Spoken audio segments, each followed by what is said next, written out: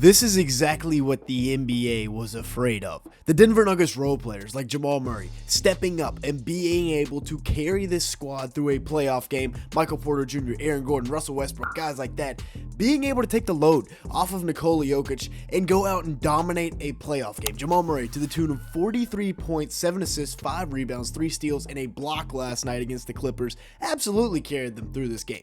17 for 26 from the field, 8 of 14 from the three-point line. He had an elite start getting downhill. Seeing that first one go in is always a huge thing because games 1 through 4, he didn't play bad by any means. 20 points a game, 6 assists, 4.5 rebounds, but he was only shooting 42% from the field, 38% from 3, pretty solid on about 6 attempts. But still, he made his statement in Game 5, a known playoff riser, and playing with Nikola Jokic, getting going is that much easier. Just look at all the attention attracted. Chris Dunn's going to dig in here on Jokic, who's posted up at the free throw line, kick it to Jamal, and he's going to knock it down. And then in transition, Jokic finds him again for catch it, spin it. He's got all the time in the world. He can eat a snack before there's a contest and knocking it down. And then once again, Jokic, the gravity that he commands in the center of that paint. Bogdanovic goes, Nick Batum stepping up, Harden staring at him. And then Jamal Murray, if you're going to give him catch and shoot threes, it's going to be really tough to cool him down, especially at that point. He's already got 30 and you're giving him wide open catch and shoot looks. That's definitely not wide open. Probably could have been an and one though. We talk about the playoff riser. For his career, he averages 24.2 points per game, which is plus 6.2 points per game than what he has on his career in the regular season, and I want to see more of this going forward. Attacking Ivica Zubac in the pick and roll, getting him into that drop coverage. Now, Zubac was pretty good against him in the first couple of games, but getting him in that pick and roll, making him come out and guard, trying to tire him down. I also like this right here, this little horns action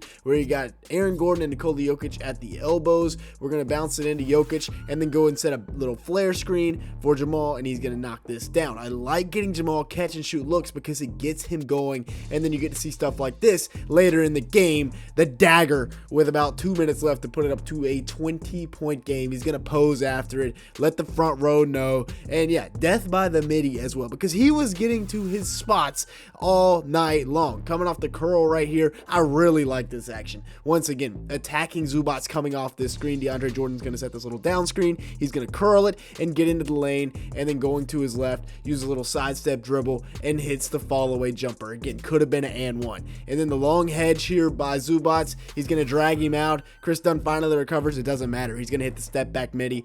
Dunn and Derrick Jones Jr. had been doing a fantastic job along with the claw at locking down Jamal in game 4. During the 9 minutes that these three guys guarded him, he only put up 2 points on 1 of 4 shooting from beyond the arc, which is not great whatsoever. In game 1, it was more of the same. Although he was very efficient, he had 3 turnovers and scored 13 points in just 12 and a half minutes of game time of them guarding him. That's pretty good defense right there, although 5 of 7 from the field is not bad by any means. Last night, they attacked Zubac in this drop coverage.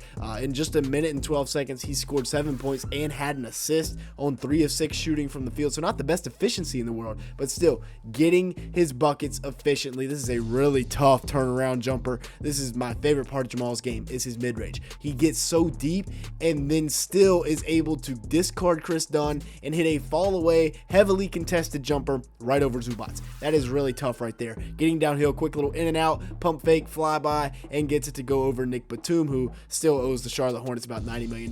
Never going to let that one go. I thought Kawhi was going to chase down Jamal right here, but yeah, showing a little signs of age. He couldn't quite get to him. He thought about it, he couldn't quite get to it, and Jamal hammers it emphatically with about 9 minutes left in the game. And this is a huge bucket right here because I was getting flashbacks to game 4 where they blew that huge lead. Huge layup. And now, give me a minute, guys. I got to pay some bills.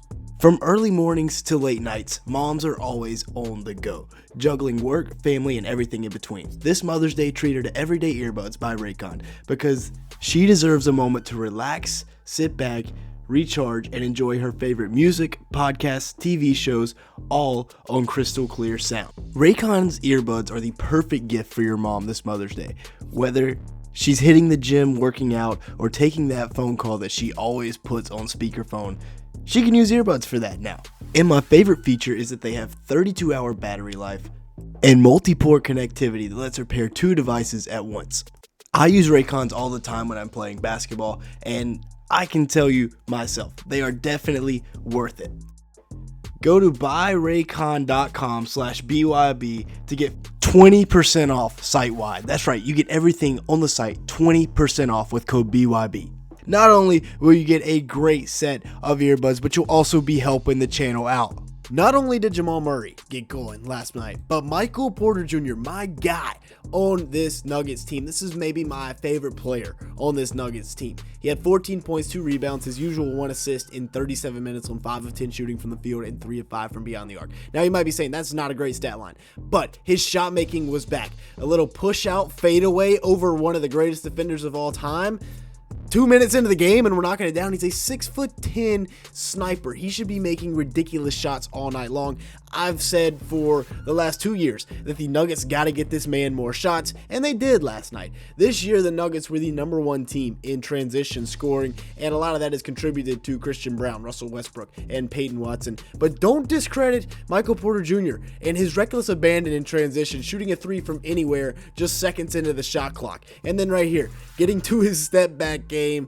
I didn't think that was a great shot at the time, but he made it, so it doesn't matter because he's got Nick Batum stunting in and a heavily contested Bogdanovic. It doesn't matter. He just hits a 3 and tells him about it on his way back down the court. And then this is a really good cut right here. Little pick and roll, finding DeAndre Jordan. And DeAndre Jordan thought he was Nikola Jokic there for a second because he hits the up top lob for Michael Porter Jr. This was a fantastic cut, exactly what he should have done. Now, if you've made it this far into the video, make sure to the like button, leave me a comment down below, and hit that subscribe button if you are enjoying it at any point. As you can see here, a large majority of the people that watch these videos are not subscribed to the channel. If that's you, go ahead and fix that. Now let's talk about the Joker, because he had a very pedestrian stat line for him last night, where he didn't go out and get 30, and I know why. It's because I bet on him.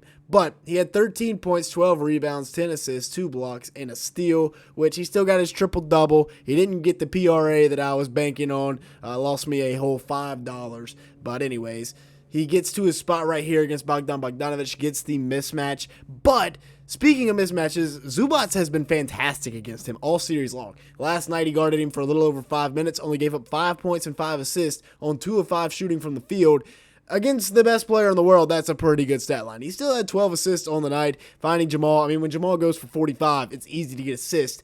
Aaron Gordon was playing really well also. He had multiple clutch buckets, but also flying around. This is a guy that I bet on that actually did hit, so shout out to Aaron Gordon. That's my boy. He gets 23 points last night, 4 rebounds, 2 assists on 7 of 11 shooting from the field, 37 minutes played.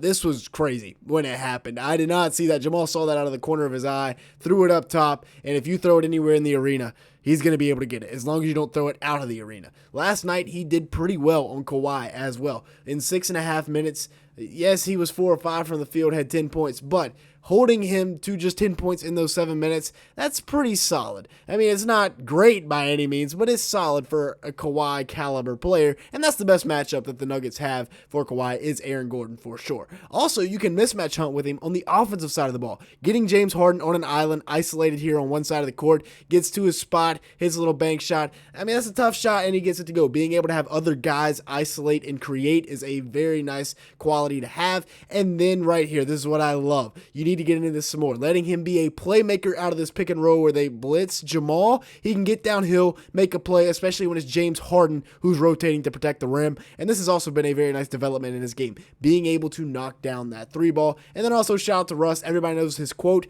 from earlier in the series. I won't say it so I don't get demonetized, but he did have a vintage Russ performance last night. 21 points, a rebound, and an assist on 8 of 15 shooting from the field in 25 minutes. It was a really nice performance. Him and Norman Powell, him and Bogdanovic been going at it all series long. The entire bench. I mean, he's got something to prove ever since he got cut from the Clippers last year or not traded, whatever happened. Things didn't go well. He was 3 of 6 from beyond the arc last night as well. I mean, every time he makes a shot, he's turning around, chirping the Clippers bench. It's crazy. It's great to watch. With that being said, that's going to be it for today's video. Thank you so much for watching. Make sure to hit the like button. Leave me a comment down below and hit that subscribe button if you did enjoy at any point. We're looking for 300 likes on today's video. And with that being said, thank you so much for watching.